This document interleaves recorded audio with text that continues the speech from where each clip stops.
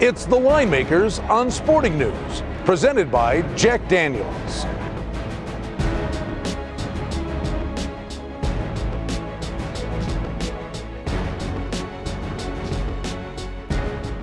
The South Point Sportsbook opened the Patriots 9.5-point favorites over the Baltimore Ravens this week. They actually got a little Ravens money, bumped it down to 9. Now the Linemakers ratings, if you look at it, neutral field, the Patriots about a 4-point favorite. Add 3.5 for home field at New England, you're looking at about a 7.5-point spread. Little value there with the Ravens, especially when you consider 7-point spread last year for the championship game, in which the Ravens only lost by 3. Guys, what do you think? It's the Jack Daniels Game of the Week. Brian Blessing with Rick Herron, and we are here to preview the AFC Championship Game with the New England Patriots, a 9.5-point favorite. Total on the game is 51.5. Listen, Rick, I'll just say this. Baltimore deserves full marks. If it wasn't for the special teams, I thought they really outplayed Denver. Then they were lucky to get them at the end. But here we go again.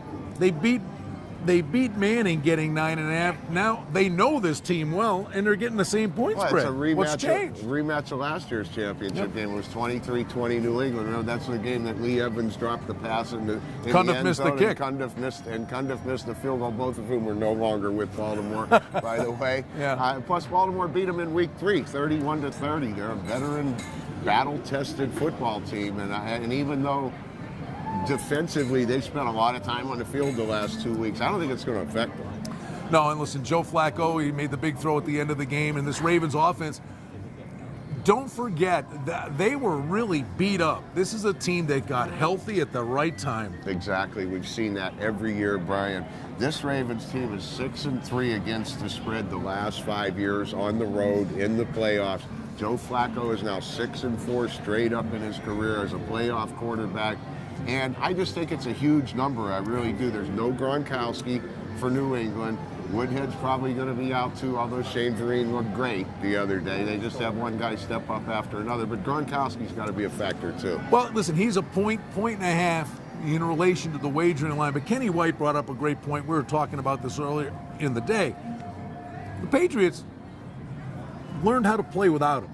So it's not that massive shock to the system. Right. You know? 4-1 without him on the year, but still a huge loss. There's no getting around it. But the last 10 playoff games for New England, they're just 2-8 against the spread. That's after the cover against the Texans the other day. They were 1-8 before that.